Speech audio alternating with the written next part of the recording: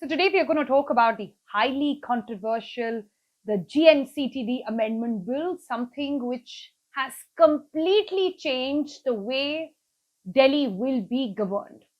Okay, first up, some basics. Now, what exactly is this bill? Essentially, this bill takes away all the final powers that the Delhi government has and hands it over to the Lieutenant Governor. So the Delhi government continues to administer, they will have cabinet meetings, they will pass orders, but all executive orders will go to the Lieutenant Governor, and finally it is him who decides whether or not it will apply or not. So essentially, since Lieutenant Governor is somebody who's appointed by the central government is hand-holding everything. And the Delhi government is basically limited to only administration in the city. Now, this has become hugely controversial. Politicians are saying one thing, Delhiites are saying something else. But let's try and understand both sides of the story over here. Now, this was extremely controversial even in the parliament. The debate went on in Rajya Sabha till very late in the evening. Finally, because they have all the numbers, they managed to pull it through. But essentially, the government is saying this will streamline process a little. Also saying that, well, this has been discussed quite a bit in the past as well. But if you ask the other side, or the impacted party in this case, which is the Aam Aadmi Party, they are taking it extremely personally, and they haven't minced their words to say that this is happening because at the time when Modi wave was at its peak and Modi's popularity was at its peak, even then, Delhi was one place which voted Aam Aadmi Party in power, Arvind Kejriwal in power, with absolute majority this time around as well.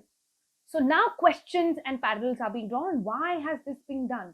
Because BJP does not have a face in Delhi, perhaps. They've been trying very hard to win back Delhi. It's not happening. Even the latest results that we have, which is of by-polls, there also the MCD by-polls, MCD which has been ruled by BJP for the longest time, even that they lost. So because Aam Aadmi Party's allegation is that because BJP is losing grip over Delhi, doesn't seem to be getting it back at all, they have taken another route to ensure that they finally rule over the capital. So that's one theory. Now, I spoke about it to people in BJP, to people in Aam Aadmi Party, also to some legal experts to understand how does it really impact Delhi. But, frankly, it doesn't matter what political party says. What matters is what you and I, the Delhi Walas, feel about this. Are they happy with the decision? And how exactly will this decision impact our lives?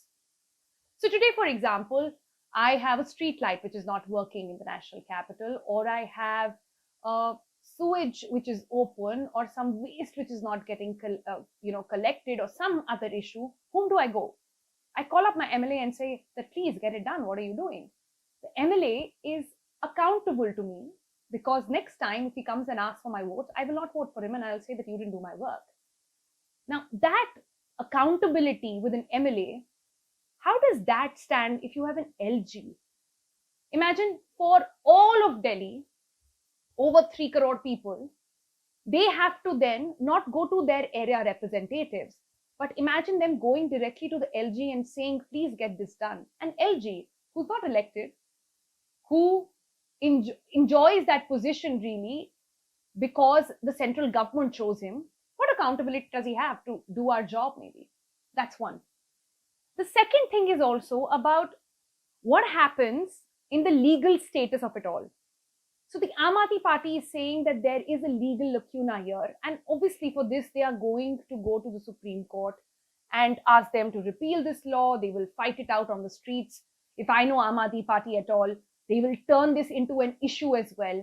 And Arvind Kejriwal, who always loves a good fight, who at the heart of it is still an Andolankari or a Krantikari, as they say, would love to use this issue and go on the streets and say, well, they've done it again.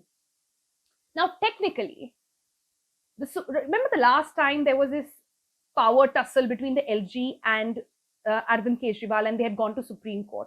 The Supreme Court then had said that except police, except public order, and except land, all issues will be decided by the Delhi government.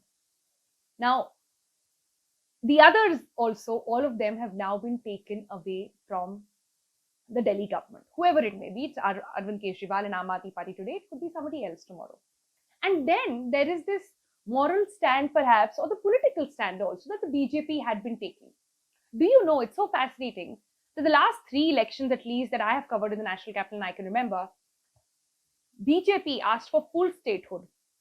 2015, 2008, 2003, it was in their manifesto. They batted for it. In fact, in 2003, Lal Krishna Advani had presented a bill in parliament for full statehood of Delhi.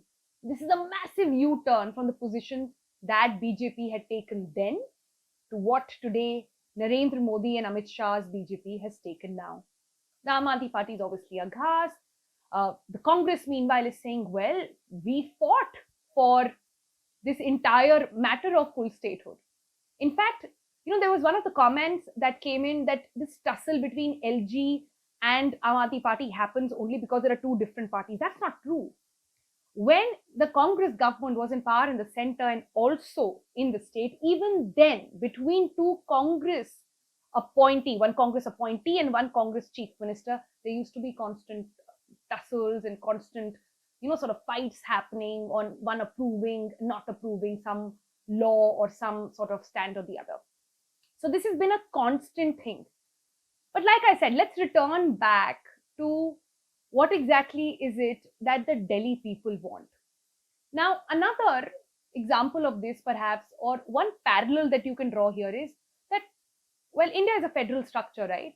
And there should be federal powers, like smaller states, and states should decide their own thing, and then the center has its own role to play. This is how democracies work. But democracies across the world also have another sort of template that they operate upon.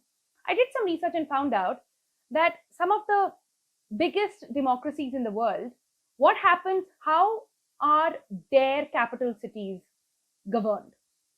If you look at Canada, if you look at Australia, if you look at Mexico, if you look at Brazil, even if you look at UK, Washington DC, for example, does not have a government of its own.